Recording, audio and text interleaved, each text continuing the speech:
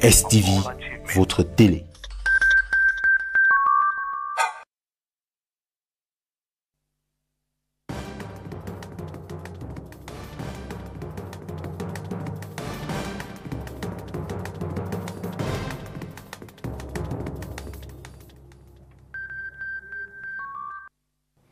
Victims affected by the ongoing Anglophone crisis in Mabanda Kumba 3 subdivision receive gifts from the Rapid Intervention Battalion.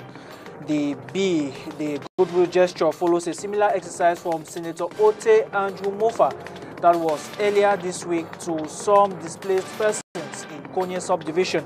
Also in this newscast, we bring to you a preview of day 29 of the Elite One Championship, that is Cameroon's local football championship, as Cotonsport of Garoua travels to Star Rena in a game that takes place tomorrow, as well as other games. Those are the top stories. Good evening, ladies and gentlemen. Thanks for joining us. You're watching the weekend bilingual newscast on Spectrum Television. We kickstart this edition of the newscast in the French language with Makeda Lidinoutoum. Bonsoir. Bonsoir, Pitens aussi, mesdames, messieurs. Bonsoir. On ouvre ce journal avec cette note en politique internationale. C'est pour dire qu'en prélude à son déplacement en Afrique en début de semaine prochaine, doublé à sa participation au sommet de l'Union africaine, le chef de l'État français a eu un entretien téléphonique ce samedi matin avec son homologue camerounais.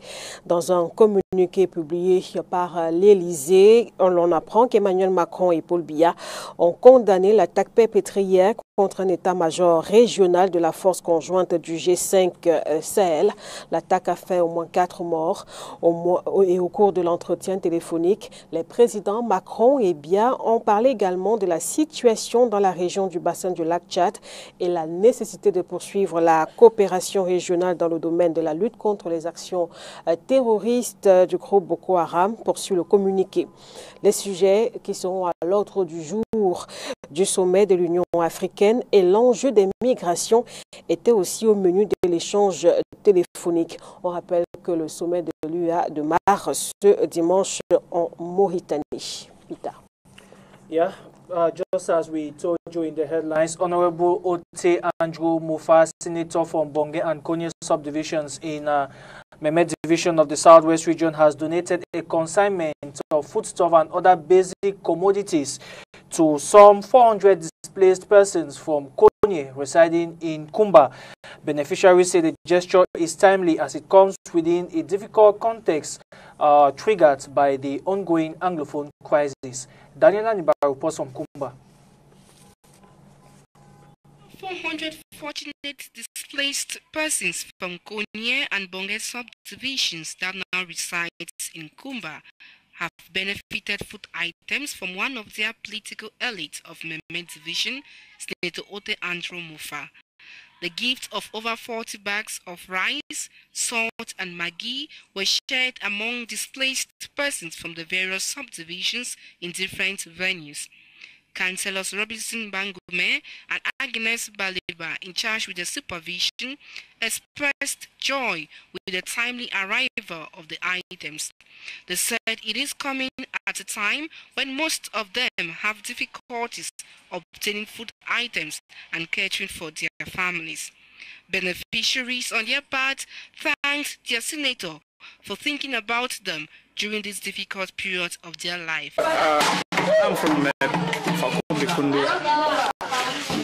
I have about 6 of them who are in my keeping here in Kumba. And the rice is going to sustain me from feeding, taking care of them at least for a few days.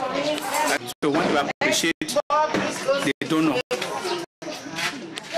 Your His Excellency the Senator who have done this guest for us. They have prayed for more assistance from him. We thank those of our brothers who think about us, those who have feelings for the escapees who have run away from their homes because of this crisis. So really thank God, and we pray that more of this exercise should still be coming on. Apart of the assistance from churches and humanitarian bodies, The gesture is the first ever received by displaced persons in Kumba from an elite of the subdivisions since the beginning of the crisis. In a related developments, elements of the Rapid Intervention Battalion in Mabanda, that's in Kumba 3 subdivision, Meme division of the Southwest region, have provided basic commodities to the population of some 2 localities in that subdivision at a time when the relationship between the army and the population has been tensed. Due to ongoing tensions, the donation, according to the commander of the Rapid Intervention Battalion post in Mabanda, was timely, as it is aimed at gaining the confidence of the population.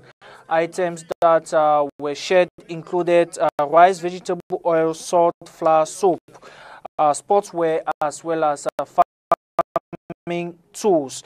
The divisional officer for Kumba 3 subdivision, Ewane Pole, has called on the population to have confidence in the military and collaborate in the fight against separatist militants. Nous quittons la région du sud-ouest pour le sud. C'est pour signaler que les acteurs du développement de cette région, après consultation, ont validé le schéma qui va déterminer la boussole du développement de cette région sur les 10 prochaines années. C'était au cours d'un atelier organisé jeudi dernier à Bolova par le ministère de l'économie, de la planification et de l'aménagement du territoire. Martin Lemba.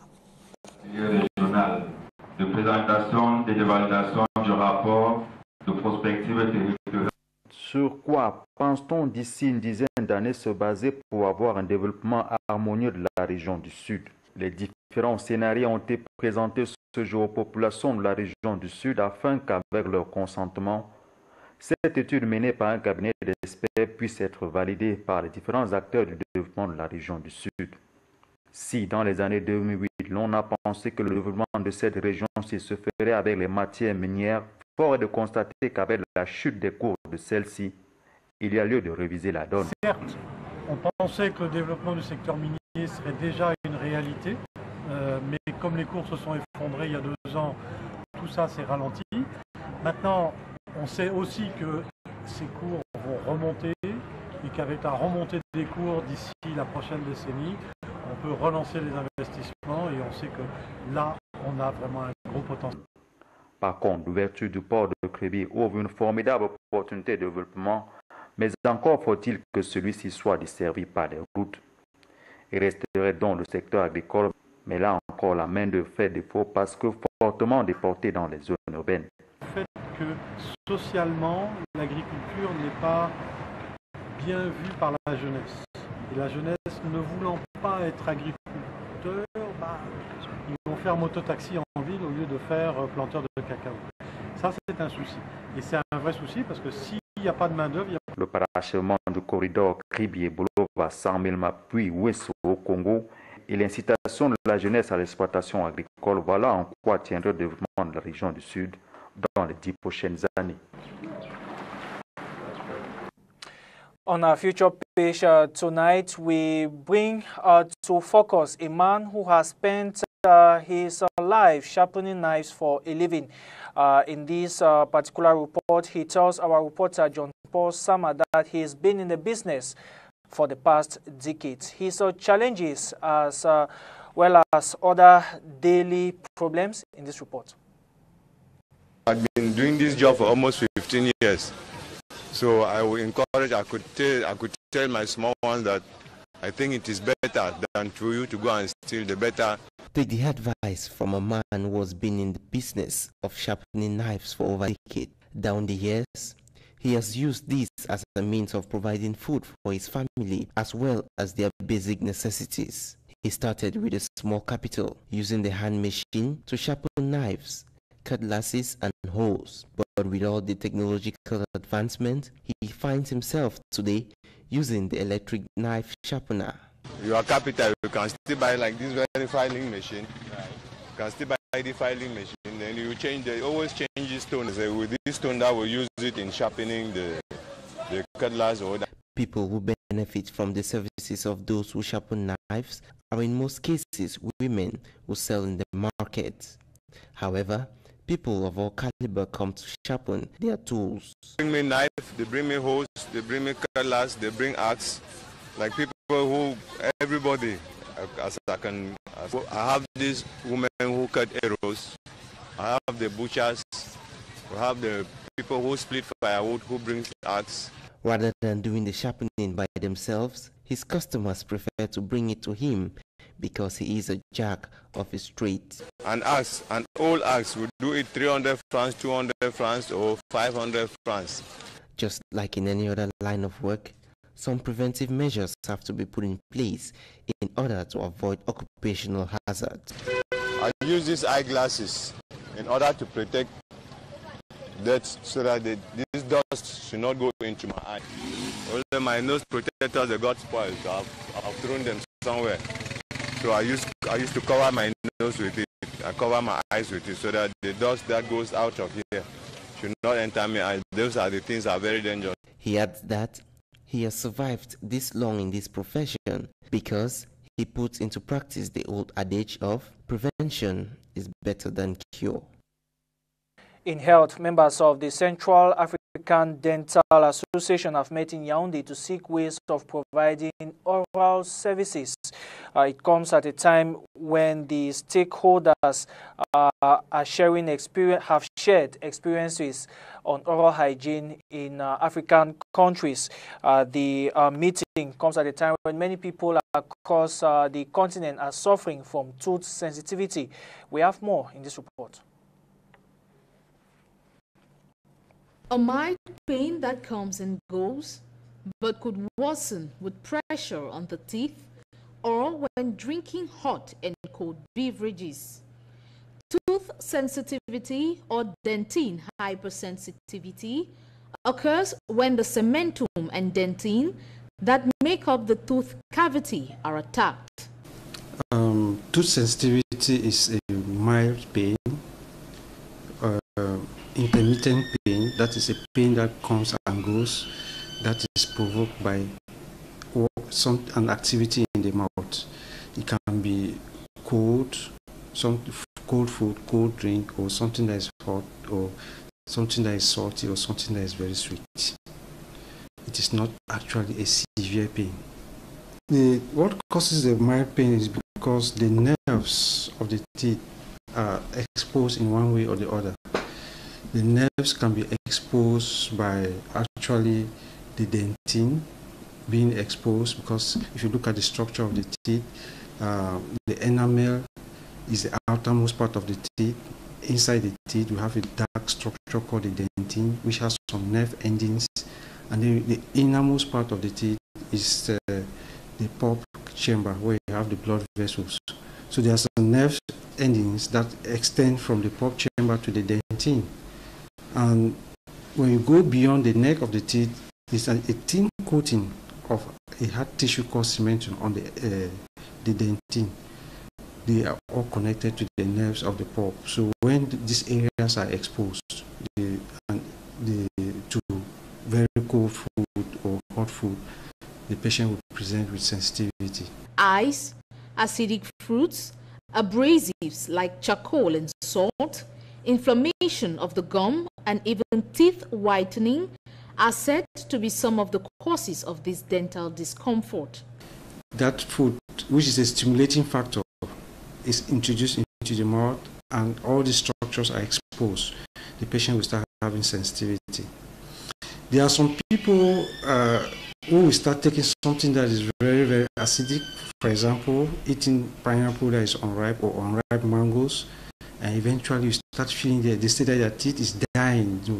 It's the initial stage of sensitivity, because that particular food has a lot of acid, and it is actually creating some small holes on the enamel, exposing the dentine to sensitivity. Dr. Agbo-Michael adds that using a hard toothbrush could also be a problem. Ordinary toothpastes that are sold in the market don't have any problem because the abrasives there are measured.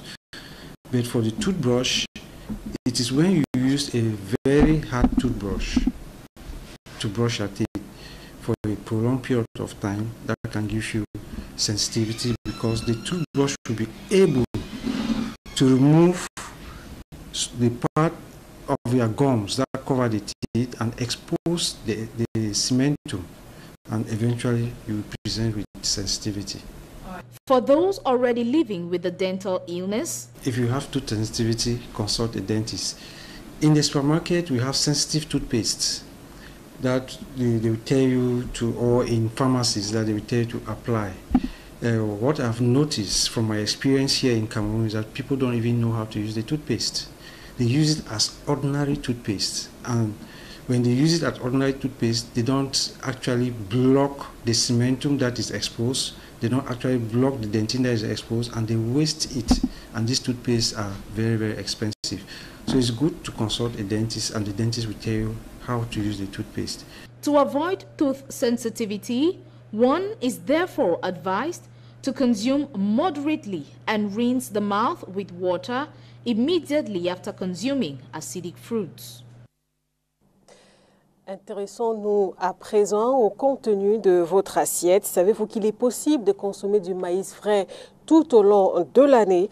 La culture se fait dans les différentes localités du Cameroun. Et l'un des points de vente reconnus dans la ville de Douala, par exemple, c'est au lieu dit Camp Maïs, situé dans le 1er arrondissement. Inès Pangan et Gilbert Mangué. Le secteur est bien connu par tous les consommateurs de maïs frais, le Camp Maïs, dans le 1er arrondissement de Douala. Ici, pas besoin de saison particulière pour se ravitailler, le maïs, dans toute sa fraîcheur, y étant vendu tout au long de l'année. Le secret, la culture par zone. De décembre jusqu'à mai, nous avons le maïs du sud-ouest et du nord. De mai jusqu'en juillet, nous avons le maïs de Manjo et le maïs de Leleb. De août jusqu'à peut-être novembre, nous avons le maïs de Baganté, le maïs de Yaoundé qui sort.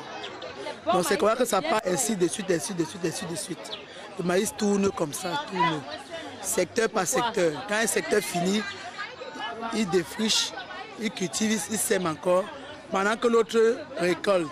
Le prix d'achat est fonction de l'heure d'arrivée de la clientèle. Les premiers peuvent se permettre de faire le tri de bons épis. Le matin, comme ça, nous vendons comme ça 3 à 100 francs. 100 francs l'état là-bas. 100 francs l'état de maïs comme c'est posé là. Et les bons maïs frais. Hein? Et les gros maïs, la boue du maïs, nous vendons 3 à 200, 5 à 400. Il y a quand les femmes ont trié, maintenant il y a les moyens maïs, on lance 4 à 200, 5 à 200. Ça, le maïs dépend de l'heure, on vend le maïs en fonction de l'heure. Il y a les femmes qui viennent à 5 heures, qui sont les premiers choix, 6 heures, 7 heures, deuxième choix, 9 heures, 10 heures, troisième, quatrième. Ça, ce sont les derniers choix qu'on a mis des tas 100 francs. La vie au Camp Maïs commence aux premières heures du jour avec l'arrivée des camions transportant le précieux sésame. À partir de 3 heures, parce que les camions gardent dans la nuit ici, parfois même 2 heures, les déchargeurs du camp déchargent le maïs, déposent à terre. Maintenant, tu as le choix de choisir ta qualité que tu vas vendre. Tu sondes, tu vois ta qualité que tu vas vendre. Tu portes ton maïs et tu détailles, tu commences à détailler. Il y a les grossistes aussi ici dans le camp maïs. Ils ont les patrons en bourse, les cultivateurs qui envoient la marchandise. Ils livrent maintenant aux détaillants du camp maïs. Et quand on finit de vendre comme ça, vers 13h, 14h, nous versons dans du maïs. À la braise ou à la vapeur, accompagné de safou ou d'arachide. Et pour les traditionalistes, le sanga, les amoureux du maïs frais peuvent désormais satisfaire leurs envies tout au long de l'année sans inquiétude. Out of the country, U.S. and Russian leaders have agreed to meet in the Finnish capital Helsinki on July 16 to discuss long-standing disagreements on global issues. Some of these issues include conflicts in Ukraine and Syria, the purported Russian interference into the U.S. presidential elections in 2016, as well as NATO expansion into Eastern Europe. The stakes of that meeting is now brought to us by the VOA. The meeting is to take place in Finland's capital, Helsinki, the same place where former US President Bill Clinton met his Russian counterpart, Boris Yeltsin, in 1997. Local residents have mixed feelings about the upcoming summit. Yeah, happy that they meet, first of all, because both of them individually are talking things which are a bit scary sometimes. So it's good that they finally have a chance to talk to each other. I think it's we are put like between two fires maybe or something like that. It's not that comfortable. The White House and the Kremlin issued simultaneous announcements Thursday to confirm that the summit would take place. Trump said the day before that his meeting with Putin was being arranged. I think a lot of good things can come with meetings with people. We had great meetings with President Xi of China. We have, every place I've been, we have had great meetings. So maybe something positive will come out of it. Trump said bilateral issues will be on the agenda, as well as Ukraine and Syria, but did not go into details. The Russian envoy to the United Nations said the meeting is a sign that the U.S. administration understands the need for talks on many issues. This is not just the wish of the two countries, but this is the wish of the world, as I said. It's not needed just for two of us, but for the rest of the world, because when we are in agreement on something, the rest of the world breathes better. The United States has had strained relations with Russia since its annexation of Ukraine's Crimea Peninsula in 2014. As a result, Russia was suspended from the G7. The two countries support opposing sides in the Syrian war. U.S. Secretary of State Mike Pompeo explained Trump's view on Russia to a group of senators Wednesday. The president deeply believes that having Russia be part of these important geostrategic conversations is inevitable, and that there's a long history of that. We have about as poor a relationship with Russia as I can recall in my adult lifetime. Trump has called for better relations with Russia even before taking office. Zlatica Houk, VOA News, Washington. En sport, une note en volleyball pour signaler que les finales de la Coupe du Cameroun de cette discipline se disputent ce samedi à Yaoundé chez les vétérans. Enam a battu la formation de Bepanda par 3-7-0 dans l'après-midi et a donc remporté le sacre de cette année. La finale dames opposait Bafia Evolution à l'INJS, victoire de l'INJS au coup de sifflet final. La finale messieurs oppose actuellement FAP de Yaoundé à Bafia Evolution. On reste toujours en sport pour parler olympisme cette fois. Chaque 23 juin, des milliers de personnes à travers le monde célèbrent la journée olympique, occasion de commémorer la naissance des Jeux olympiques modernes, certes, mais aussi de promouvoir l'enseignement des valeurs olympiques. Cette année marquait donc le 70e anniversaire de cette journée. À l'Ouest Cameroun, par exemple, il y a eu une semaine d'activité qui s'est achevée ce samedi même par une marche sportive. Fleur Kenyé et Alexis Bémo. Placé sous l'égide du ministre Grégoire Oona, premier vice-président du Comité national olympique et sportif du Cameroun, cette marche dans les artères de la ville de Bafoussam a clôturé une semaine d'activité liée à la célébration de la journée olympique dans la région de l'Ouest. Que chacun fasse son sport parce que c'est le remède qui ne coûte rien. À 6 mois des Dixiades Bafoussam 2018, l'opportunité de ce 70e anniversaire a été saisie, selon le mot de Ahmad Kalkaba Malboum, pour sensibiliser les populations sur les valeurs du sport et les encourager à découvrir le sport et à adhérer aux valeurs olympiques. Ce que le comité olympique en sait, c'est que chacun bouge à son rythme. Et vous avez bien vu que chacun a bougé à son rythme. Il y en a qui ont abandonné, qui sont revenus, qui sont repartis. Mais à l'arrivée, tout le monde est là, c'est ce qui est important. La mascotte de la délégation régionale du sport pour tous, Michel Ndé, après le parcours de 6 km de ce 30 juin, a invité les habitants de l'Ouest à pratiquer régulièrement le sport. J'ai commencé à marcher en 81. C'est un bon remède sans payer. Et j'apprends mes amis, il y a mes amis. Et il y a d'autres personnes en route qui c'est le docteur qui le place. Mais pour moi, c'est la nature. Axé sur le thème « Bouger, apprendre, découvrir », plusieurs activités ont meublé cette semaine olympique, parmi lesquelles le forum d'éducation aux valeurs olympiques qui s'est tenu à l'université de Tian, les jeux d'animation et de société et les danses culturelles à Bafoussam. Now let's talk football. Matches counting for the 29 of the MTN Elite One Championship will be played in stadia across the country. One of the fixtures includes Cotonsport of Garwa, the current leaders, who are hoping to extend their lead at the top of the table when they face Star Rena of Melong in their opponent's backyard. We have a preview of the match day with John Posama. Match day 29 this weekend will see Cotonsport of Garwa looking to extend their unbeaten run against Stade Renard of Melong in the country's top flight. Since the team from Melong was promoted to the first tier in 2017, they've met with the Cotton Pluckers 3 times, losing twice and registering just 1 draw. For UMS of Loum, they will have to take on fellow regional outfit Union Sportif of Douala, who have outsmarted them 4 times in their last 9 meetings since 2014. The boys of Jodonenke have just 3 wins and 2 draws in this encounter. Struggling Dragon Football Club of Yaoundé welcomes Futio Football Club of Jacob Banjun in Yaoundé, and AS Fortuna plays host to Colombe du Sud. Young Sport Academy will be in Bamenda for the visit of defending champions Eding Sport of the Leke, with these 2 sides having just 1 win over each other, and 3 games out of the 5 amongst these 2 sides have ended in a stalemate. Astro Football Club of Douala, who played a virgin tie against Yafut in their last meeting, will want to get the edge over the team at the relegation zone when they face each other this weekend.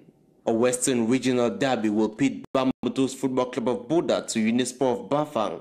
11 meetings between these 2 teams have seen the Mangwa boys with 4 victories and 4 drawn games, while Unisport of Bafang will try to balance the unbalanced scale with a win to put their total number of wins to 4, having just 3 at the moment.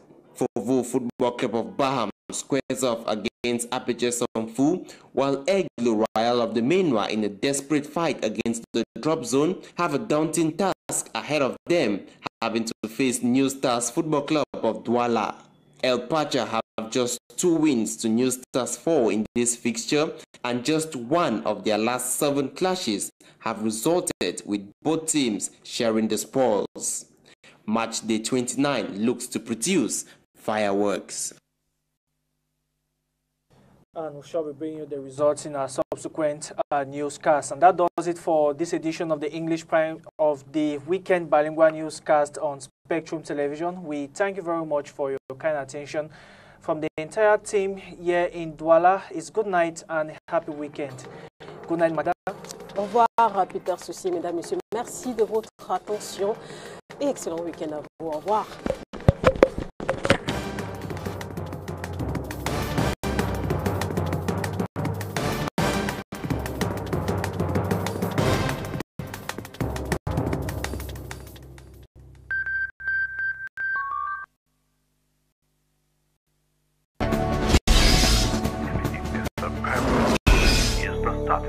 STV, votre télé.